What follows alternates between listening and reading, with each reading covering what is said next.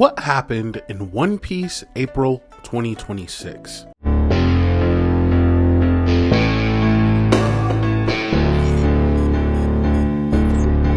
Hello motherfuckers, welcome back to the motherfucker channel. Today we are getting into a recap of April 2026 for the world of One Piece. I love doing these recaps because it just gets you up to date, okay? And I also like to remind myself of everything that happened, okay? So let's get into this. Now in these recaps I like to go through the manga, the anime, and the news of everything that happened in One Piece. Well, not everything, just the main things that you should all be aware of. So let's start with the manga. And oh my god, what a month for the manga, okay? The real Imu has arrived on Elbaf. We finally get a face reveal for the final villain. And I could talk about this character design all day because there's so much to it, but not so much where it's just like, ooh, that's yuck. You know what I'm saying? It's actually a great character design, especially for a final villain. There was so much weighing on what this character would look like, or just a lot of things weighed on this because One Piece is a long story. Okay, so the payoffs need to be great. And in my opinion, Imu is a great final villain. I feel like it was paced so perfectly and it just feels natural to me. Now with the reveal of Imu, we also get the reveal that he is basically untouchable. I mean, obviously he better be. He's the final villain. This isn't Naruto where they can meet the final villain and defeat them within 3 episodes. That's not what this is. The build up to the character reveal was one thing, but the build up to understand how Imu works and how he will come out either on top or on the bottom, and I mean, it's shonen, of course he's gonna lose, but oh my gosh, the showcasing for Imu so far is nuts. And my next point is the power of Imu, okay? Like I said, there's a lot going into this Imu reveal. And one of those powers is the power of Omen, a black flame with devastating attacks. He goes on to one-tap Zoro and Sanji, our wings of the Pirate King. This, in my opinion, this is amazing. This is what we need. Not that I want to see my Straw Hats die. I'm not saying that whatsoever. I'm not one of those people. Maybe I'm not. I don't think so. But I do want to see them struggle a bit. You know what I'm saying? Because they are so elite right now, and I love that for them. But they need more. They need more. Imu's bag is so deep at this point, and I said it before, but people were calling him the Domi Reversi merchant, which isn't a bad thing. Domi Reversi is absolutely crazy, but he's just going on to prove that his bag is deep. What can he say? That's fucking Imu. But Domi Reversi, Omen, his sword, can manipulate his body and surroundings, can conjure up objects. And this is just the beginning, I hope. And with that being said, I know I just talked a lot about Imu, but this is the final villain, okay? And it happened in April 2025. Get into it. But I will be dropping a video on Friday getting into all of Imu's powers that we've seen, everything we know about the power of Imu. And my next point is, after destroying Zoro and Sanji, Imu moves on to Loki. And during this clash, we get hints about Imu's past and how he might, I say this really, really lightly because it's just, you know, you never know until you know, but he might have been friends with Joy Boy. Him and Joy Boy probably were cool, like chill, maybe even brothers. I don't know. This is not a theory video, but there's hints to it. And we get a Blackbeard or NL or Doflamingo type speech from Imu, and I personally, this is a personal thing. I love when a villain gives a speech that you're low-key like, okay, I mean, okay. Basically saying that, you know, people will do whatever they can for power and stuff like that. And when it comes to that, that can disrupt the peace of everything or whatever. They're willing to go as far as they can. It's like that kind of speech, and I'm here for it. Imu is such a good villain so far. I'm sorry, I'm a glazer. What the fuck do you want me to do? And my last and final point for the manga section of this video is Imu and Loki continue on to clash, and Loki manages to actually get a hit in on Imu and sends him into Yggdrasil. I don't know how to say that word. Please don't come for me, but he sends him into the elbaf tree, and I mean, that's nuts. Okay, nobody in the story canonically has managed to like really do something like that to Imu yet that we know of. So this is that's amazing. W Loki. But Imu laughs as this is happening. This is not phasing him. It's nothing that anybody is doing to Imu is phasing Imu. He's laughing this whole shit off, which leads me to believe that this isn't anywhere near the end of this, not only this clash, but the buildup, more buildup. We're getting more fucking buildup for Imu. And I respect it. That's what I wanted. Okay, I did not want, once again, not to come for Naruto. I didn't want that situation for One Piece, where it's just like, here's your final villain, here's what they can do, boom. Oh, he's already beaten, whatever. I didn't want that for One Piece, and in my opinion, I don't think that it's coming to that. Imu is currently running the elbaf gauntlet, and I mean, who knows how it will end. Okay, I don't know how elbaf will end. Okay, but I know Luffy will eventually, obviously, defeat Imu. Maybe Oda is gonna be crazy in the end of this. I don't think so. I don't think so. But as of elbaf right now, Imu is king. Okay, let's just be real. And that is everything that happened in the manga this month. It was all Imu. All Imu did everything. It was all about Imu, and I respect it. I want more. We're gonna get more, and it was just lovely. It was a lovely month for me personally in the manga. So now we're gonna move on to the anime section of this video. And for the last couple months when I would do these videos, there was nothing to talk about. The anime was on break, but the anime is officially back, and oh my god, I'm excited to talk about it. Let's go. We first start off with Shanks and Bartolomeo. Shanks ripped a flag or took over a little town or whatever that was under control of Shanks. Him and Shanks officially meet. Shanks gives him the poison to give to Luffy, but Barto drinks it because he's beyond loyal to Luffy. I am a Bartolomeo stan. I know, I don't give a fuck. Say what you want. He's a real one. He's a real one, okay? He drank what he thought was poison, which it wasn't, and Yasopp goes on to destroy the Barto ship. After Shanks says, okay, you guys are good, you guys are loyal to Luffy, just get out of here.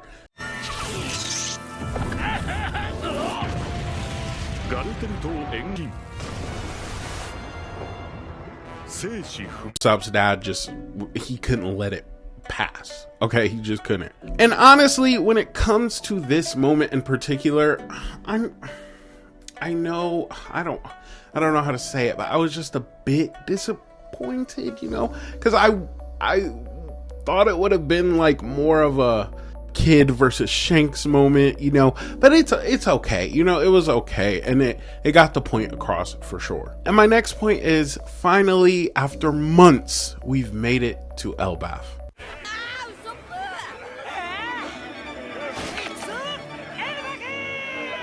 And on elbaf, in my opinion, we are having a fun adventure. A lot of people, I've seen it all over Twitter, TikTok, whatever, they're mad that what is happening in the Black Kingdom, they don't like it, they feel like it's filler. What? Are you insane? I feel like it's something that we've been missing for a while, where it's just like, it's not serious, okay, you know? And in my opinion, it's a great way to start an arc. As I was watching these episodes, I got this feeling of nostalgia. You know, when you would wake up on Saturday and watch a cartoon, and as a kid, everything was just so colorful and it just felt fun. Okay, it felt fun. There's nothing wrong with that. Why is everybody losing their minds over this? The Straw Hats, Luffy, Zoro, Nami, Sanji, and Usopp are currently in the Lego castle or whatever, and they have to fight their way out from this big giant dumb cat or whatever that's actually a god in this little, and I mean little for elbaf, area. And they're having fun. Well, I mean, not Nami and Usopp, they're actually fighting for their lives, okay? But like, it's fun. Why can't we just have fun? And like I said, it's a great way to start the elbaf arc, as if you mirroring it to the ending, or well, not the ending, but where we're at right now in the manga on elbaf. It's two completely different worlds. At the beginning, they're trying to find their way out of this black city. It's like a mystery, whatever. And now, right now in the manga, we're suffering the savagery of Imu. I mean, like, why can't we have a little fun? And they go on to realize that they are stuck in like a room of some sorts. Okay, they break down the glass, whatever, and they go on to try to escape. They reunite with Chopper, and we actually see Gear 5 Luffy in the elbaf fit. Sick. Absolutely sick. I'm a stan. I'm a stan for elbaf, and also a stand for Luffy, so it's just like, hello. And this whole simulation room thing is ran by a sun god who we all know is Road, but as of right now they don't know that, and he looks scary. I'm not gonna lie, in the manga he looked creepy. Oh, it's very creepy, and in the anime it reflects very well, but as the time goes on he becomes more like goofy. Like his personality becomes more goofy, and I think I don't know, I don't understand the hate that these couple episodes are getting. I like it. And my next point is Zori.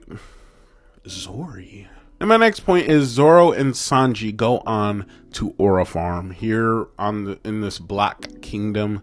And they look great. Why do I keep saying Zori? Sanji's power up with his little leg and stuff looks amazing. The animation looks great, of course. The sounds, it definitely is. You can like feel it and hear it. You know, it sounds great. And Usopp also has a moment there. I love that they're giving them all their just a little shine, you know. Love to see it. Breaks down a part of this simulation. I'm gonna keep calling it a simulation, but he goes on to break the glass of it, and it's amazing. It looked better, in my opinion. That was better than what Yasopp did to the Barto pirates. Just saying. But MVP of this, let's call it a mini arc, the Lego castle arc. The MVP of it, Nami. Nami ends up striking down the sun god, okay? And OMG, she looks fantastic. I mean, this shit is iconic.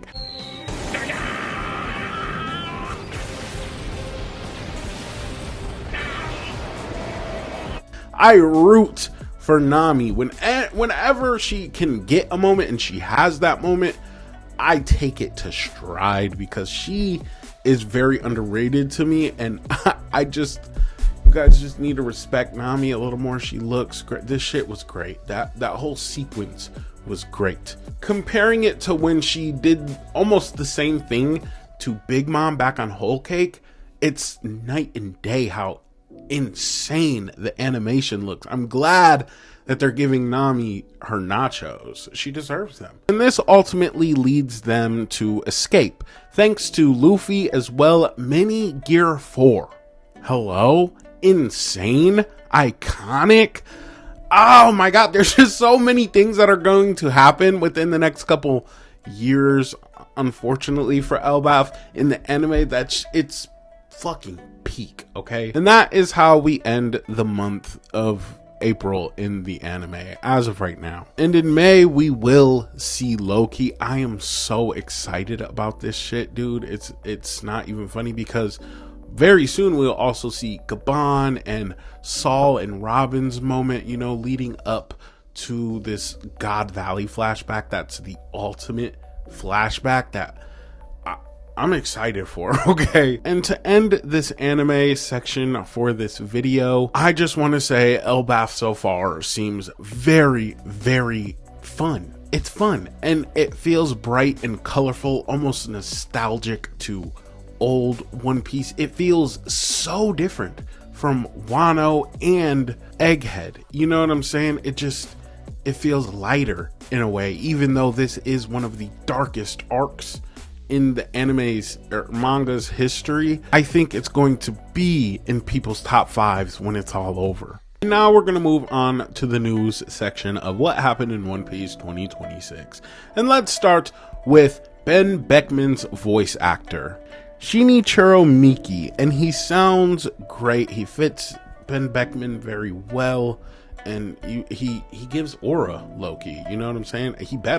He's part of Shanks' crew. And my next point is One Piece live action season 3 has been confirmed for 2027. And I mean, obviously, you know, people are saying, I miss when shows had back-to-back seasons. The only shows that haven't done that, I mean, there's a few, but like Euphoria, for example. But Euphoria is so stupid. I'm sorry. I'm not that big of a fan of Euphoria, but the only reason One Piece live action had to take the breaks is, first of all, the pandemic, and then second of all, there was a writer's strike after the first season had aired. So things were on pause for a while for the live action. And I did a review of season 2 for the live action. I think it was great, and I'm a fan of the live action, and I cannot wait for season 3, and I'm glad that it's already confirmed.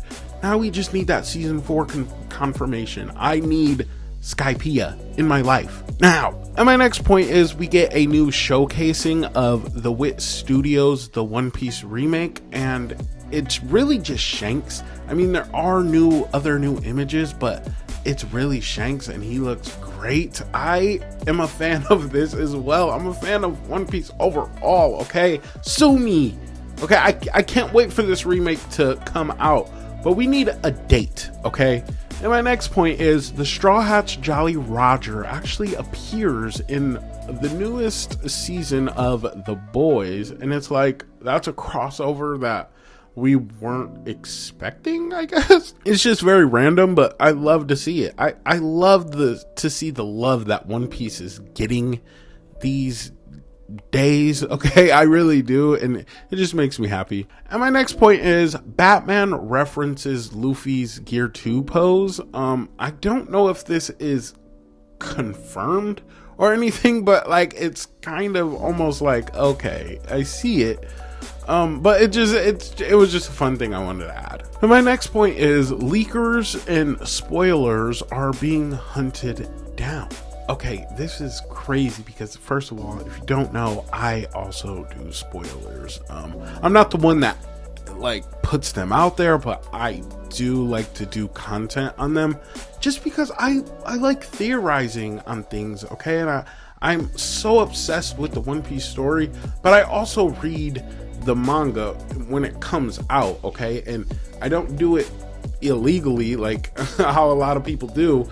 I actually do it from where you're supposed to do it, but I adore spoilers. I do. So I don't know what this means for spoilers, if this is the end of spoilers, at least for right now.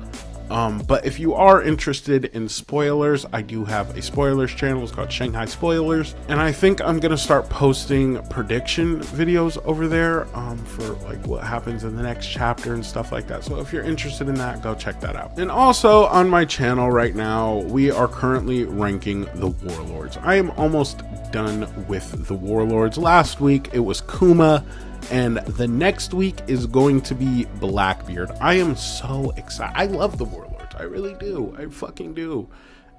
As you watching this video, you just know I'm a glazer of One Piece. What do you want me to say? Hello? And with those warlord rankings, I also like to drop a theory video that coincides with that warlord of that week. So go check out that series. It's coming to an end, but it's good. I think it's good personally. But make sure you're here on Friday because we will be getting into a video about Imu's powers, everything we know, and that should be fun and interesting. But that is everything that happened in One Piece in April 2025. And let me know your thoughts on everything that's going on in One Piece currently. I personally, Imu is the perfect final villain. I don't expect nothing less from Oda, because the story so far has been this grand telling of a pirate tale, and so grand that anything that feels off will be off, and so far Imu just doesn't feel off whatsoever. Matter of fact, he feels perfect. Like I just said, the character is perfect in my opinion. But I guess that's it. Make sure you like and subscribe. Bye, motherfuckers.